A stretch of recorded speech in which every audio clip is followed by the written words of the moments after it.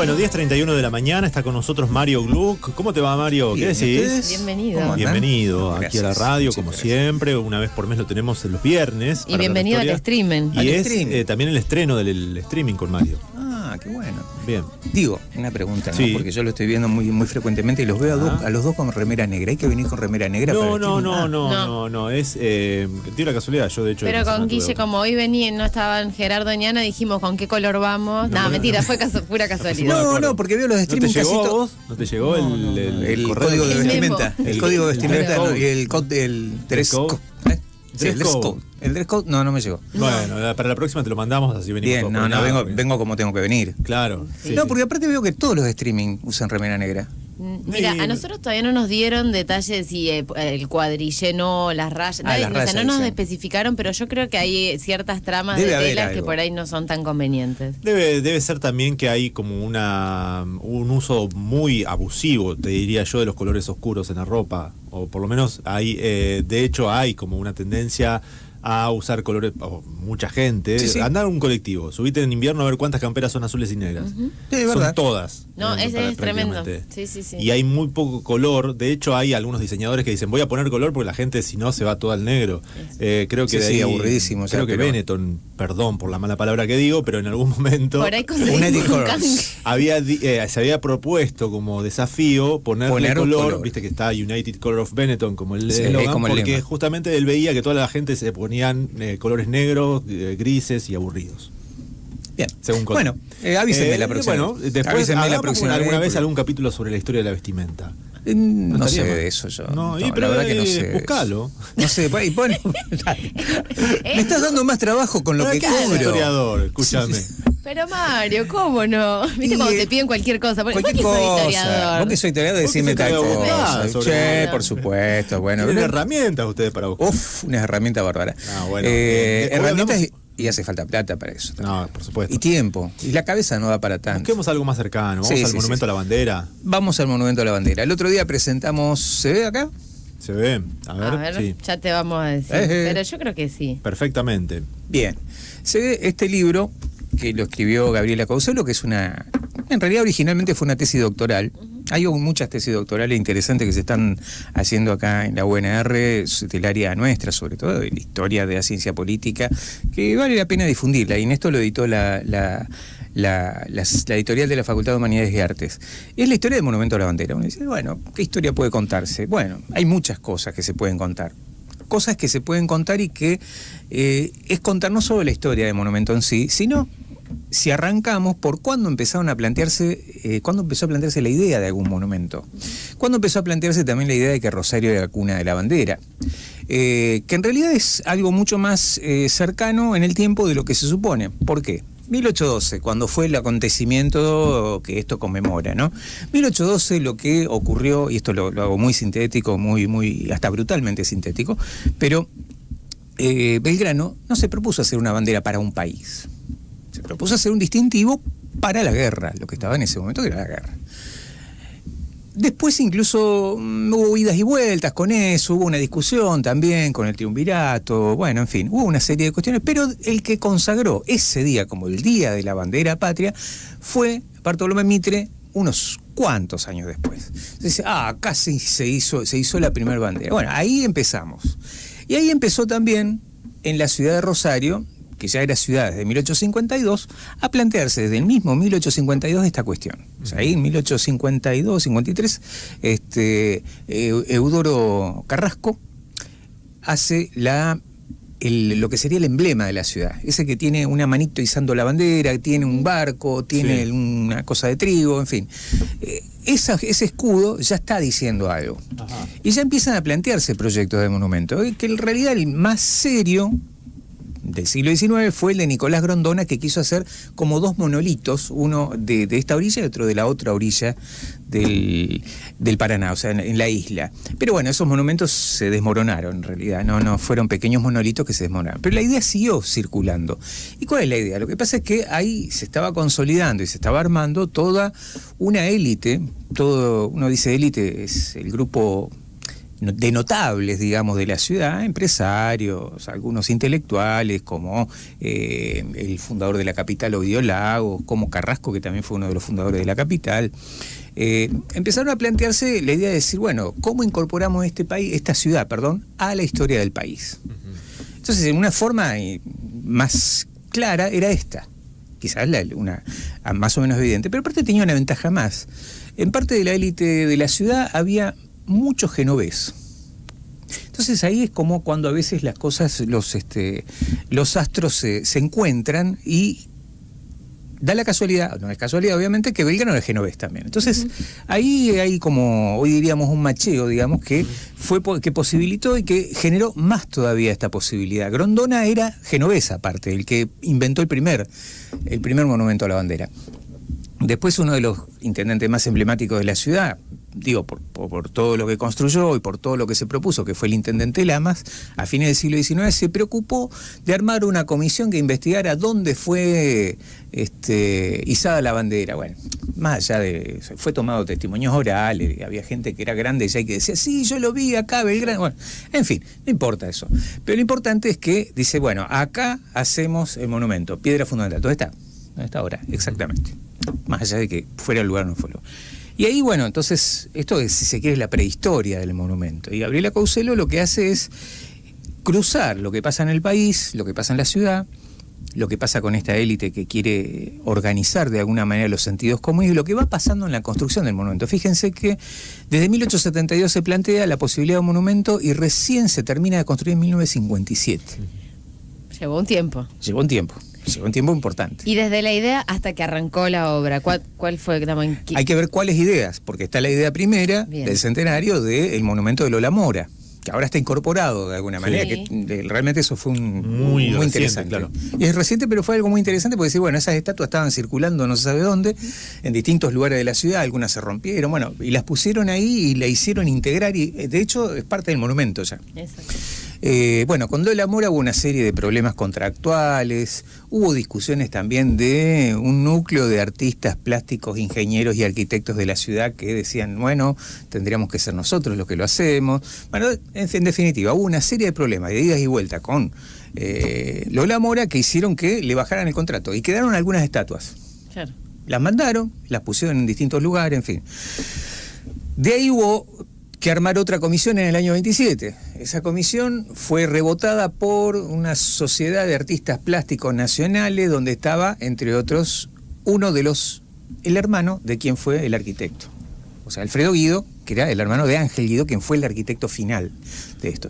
Hasta que en 1939 se hizo una nueva convocatoria para elegir una maqueta. Se hizo con una ideología muy clara, se planteó por qué tenía que tener, qué no, se llamó desde la Iglesia Católica hasta los comerciantes de la ciudad, intelectuales, historiadores, bueno, arquitectos, de todo. Y se dijo, bueno, tiene que tener tales características. Y hubo una serie de proyectos, algunos de Hernández Larguía, de otros arquitectos de la ciudad, y terminó ganando el de Ángel Guido. Ese es el... Pero bueno, ahí estamos en el 39 todavía. Claro, pero ¿y cómo fue ese relevamiento? Digo, como estas reuniones que vos planteabas con comerciantes, con representantes de distintos credos, que era, digamos, un poco... No tanto distintos. Credos. La Iglesia Católica. La Iglesia Católica. Punto. No, la pregunta era si por ahí, ¿a qué fueron a buscar con ellos? Si les preguntaron qué les parecía que tenía que tener un monumento. Exactamente, qué contenidos tenía que tener, qué sentido tenía que tener, o sea, buscar eso, ciertos consensos para ver qué es eso, pero siempre dentro de una trama, digamos, de gente de la élite. No llamaron ni a ningún sindicato, ni ninguna, nada de eso, no, está claro, ¿no? Pero bueno, la idea era ciertos consensos, por lo menos en determinado marco. Y las líneas eran muy generales y a partir de eso se podían hacer varias cosas. De hecho, hay monumentos que hasta estéticamente podían llegar a ser más bonitos, que están en la sala de las banderas del Monumento de la Bandera, están los distintos... No todos, pero están las maquetas de algunos de esos monumentos. Algunos muy lindos realmente. Claro. Me quedé pensando en que así como Mitre estableció lo de la fecha y el calendario, y muchas veces que esos calendarios, como en algún momento contaste vos, también estaban vinculados a la necesidad de ajustarlo al periodo de clases, ¿no? Sí, bueno, eso fue posterior, digamos. Mucho en el más 38, adelante, 1938, recién se fundó el Día de la Bandera. Sí, pero digo, fueron días que quizá también se ajustaron a un calendario escolar.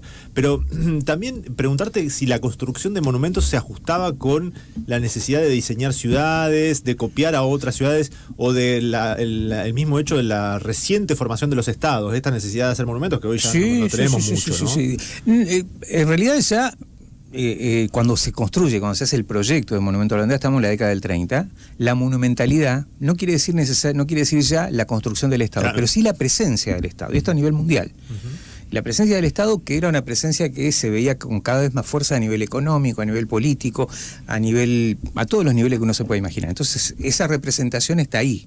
Claro, por se eso cristalizaba después en un monumento. Exactamente, por eso semejante monumento, porque en realidad una de las cosas que también dice acá Gabriela Causelo es que hay distintos monumentos a la bandera en el mundo, pero ninguno que tiene estas características. Claro. Tiene varias características particulares. Una de ellas es que, bueno, lo impresionante, que lo grande que es, aparte uno dice Rosario, monumento a la bandera, se ve enseguida.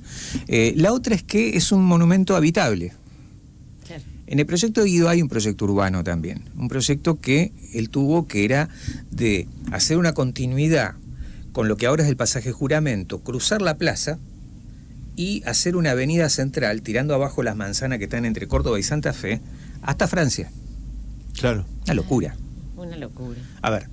O sea, ya supongo que en aquel momento no estaba tan poblado como ahora. Estaba casi tan poblado como ¿sí? ahora. No, a ver, eran los terrenos más caros de la ciudad. Bueno, eso sin duda fueron siempre. Claro, pero para la proporción de población que había en la ciudad en esa época, eran unos lugares más poblados, lugar comercial también, era todo, digamos, era muy caro hacer eso. Desde el punto de vista urbanístico, probablemente sí ha sido una pegada.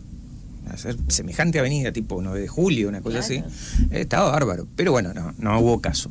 Incluso hubo una idea también de Guido, cuando esto no funcionó, de que hacia el lado de Rioja sería, de Córdoba a Rioja, esas manzanas también expropiarlas y hacer como una especie de tremendo parque. Era un comunista bárbaro, diría hoy un libertario, claro. Si lo pensamos desde... Sí. Claro, pero la idea era hacer todo un parque ahí, hacer más grande todo lo que es el propileo. Ahí hubo, dicen no tengo una certeza de eso, pero eso me lo ha contado gente grande que ha vivido en esa época. Ahí el problema fue el edificio que está por Córdoba, entre Rosas, ese edificio antiguo, hermoso, antiquísimo. Bueno, la gente dijo, no, esperen, esto puede salir muy caro, porque era un edificio caro para esa época. Claro. Entonces ahí se frenó ese proyecto. Pero bueno, lo que cuenta Gabriela es, digamos, todos estos avatares, todas estas idas y vueltas para construir un monumento. No casualmente en el año 38 se dice, bueno, vamos a empezar de una vez por todas, y es porque hay un gobierno nacional y provincial que está bajo la sombra del fraude.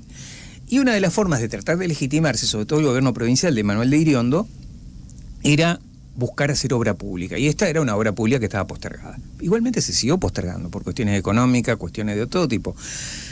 Finalmente, durante el peronismo quedó en un stand-by, siguió construyéndose, pero muy de a poco. Y finalmente la Revolución Libertadora fue la que lo inauguró. Lo inauguró y hizo una serie de festejos, como buscando también un festejo a la propia Libertadora, entre comillas, que se planteaba como fundacional o refundacional. Es decir, bueno, acá con esto terminamos con el peronismo. O sea, tiene distintos significados y bueno, después fue adquiriendo otros. Eso es lo que tiene de interesante a veces un monumento, y sobre todo un monumento como este, que por ahí lo dice al principio Gabriela Causelo, tiene todos los años, antes tenía todos los años los soldados que iban a jurar la bandera, pero tiene todos los años escolares que van a dar la promesa a la bandera. O sea que tiene un significado cívico importante. Y que ese significado cívico, si se quiere, es el ritualizado. Pero también ahora, bueno, está un poco opacado porque está como en construcción todavía, está en reparación, pero que las manifestaciones, por lo que sea, terminaban generalmente en el monumento o en el Parque Nacional de la Bandera. Claro.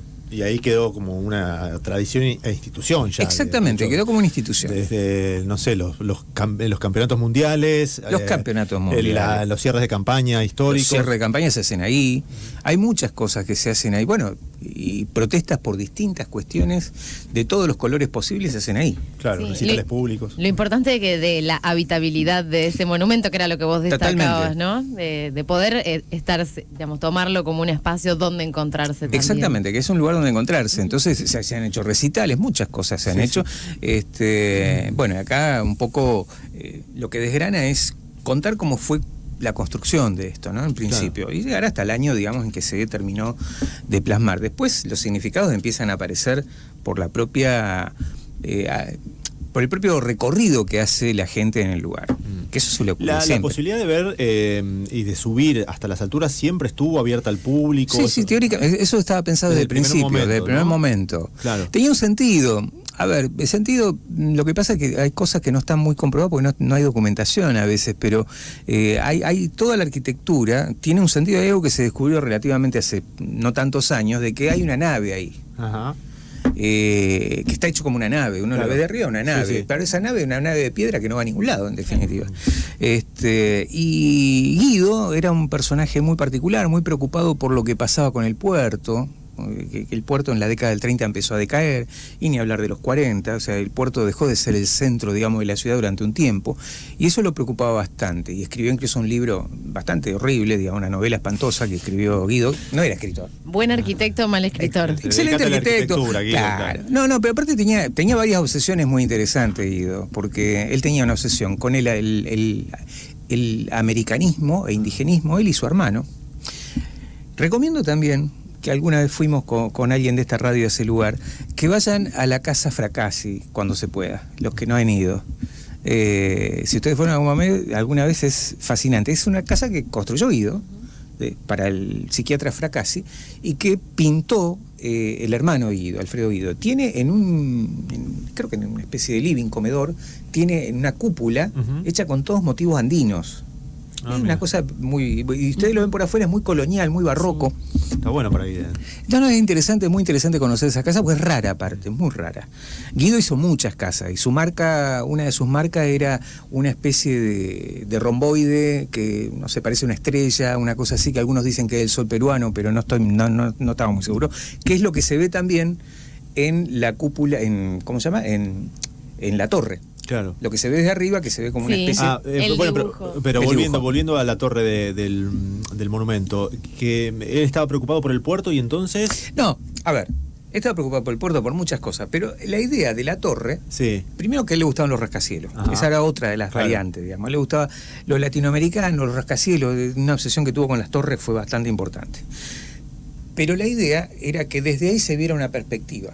¿Qué es lo que uno ve? Ve la ciudad, se supone. Ahora ya no, porque hay edificios, no se ve la ciudad. Pero en ese momento era la idea ver la ciudad, que sea el lugar más alto de la ciudad, y que se vea desde ahí el propileo. El propileo es el lugar ese donde está la llama votiva. ¿Qué significa el propileo? Los distintos momentos de la historia americana. Y básicamente la Constitución. O sea, uno ve desde ahí todo el camino que se recorrió desde el 25 de mayo, digamos, hasta la Constitución. La Constitución, claro. Esa es un poco la idea. Porque incluso también, o sea, el sol ese que está ahí, algunos interpretan, y él mismo por ahí lo ha dicho alguna vez, que era como el sol del 25 de mayo. Ahí sabe si hubo sol, pero bueno, no importa. Eso hacia el lado del monumento, y después para el otro lado tenías la vista del Tenés la vista de todo el río, claro, el río que es importantísimo. O sea, esa es la idea. Por otro lado te iba a preguntar sobre la responsabilidad de los planificadores urbanos posteriores, ¿no? Que le llenaron toda la zona de edificios, que no pensaron en que... Es que no hubo planificación, ese es el tema. O la falta de planificación posterior. Absolutamente falta de planificación. Sí, no ve las fotos, hay unas fotos muy lindas que están en el Museo de la Ciudad, de toda esa parte. La plaza que estaba anteriormente al monumento era muy linda por otra parte también. Pero la mayoría son casas. El edificio más alto en realidad era que les mencionaba, este edificio que parece una especie de, no sé, de cábana o una cosa así, porque es un edificio muy, muy, muy lujoso, pero después el resto eran casas de 2 plantas, no más que eso. Y destacaba muchísimo más el monumento ahí. Por supuesto. Después, en la década del 60 más o menos, empezaron a demoler casas y hacer edificios a lo loco. Pero así todo, si vos subís al monumento al día de hoy, lo que se ve es bastante amplio. Es bastante amplia la vista. Bastante lejos. Sí, se llega bastante lejos. Bueno, hay algunos mensajes acá. Dice Maju: cuando estudiaba conservación de museos, nuestro profe de conservación contaba que el material elegido para revestir el monumento era el peor. La piedra porosa hace que su mantenimiento sea muy Sí. difícil y costoso. Bueno, esto sobre los materiales, ¿no? Después alguien que preguntaba quién estaba hablando es Mario Gluck, nuestro querido Mario Gluck, que siempre viene los viernes acá y a contarnos parte de la historia, muchas veces rosarina y a veces también de Recomendado este libro, ¿no? Sí, sí.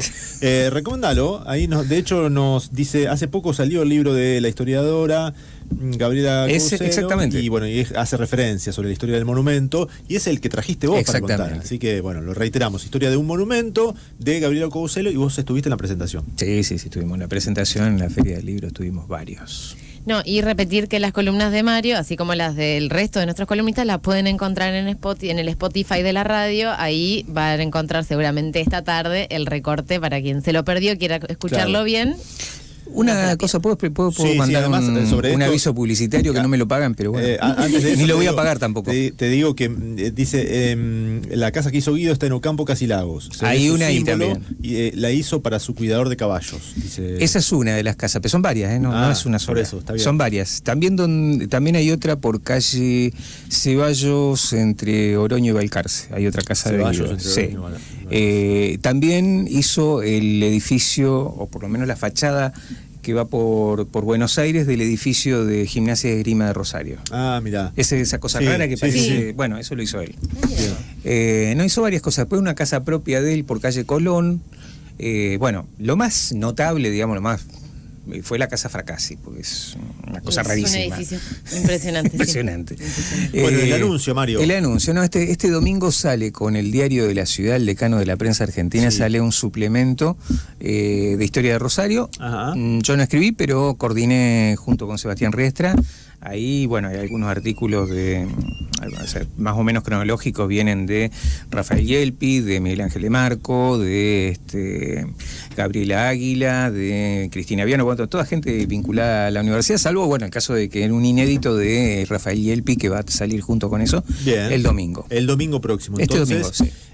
Aquellos que quieran reservarlo al canillita amigo, o si no, bueno, van a ir y seguramente va a haber... Una amiga me dijo, tengo un problema, no hay más canillita en mi barrio. Es tremendo.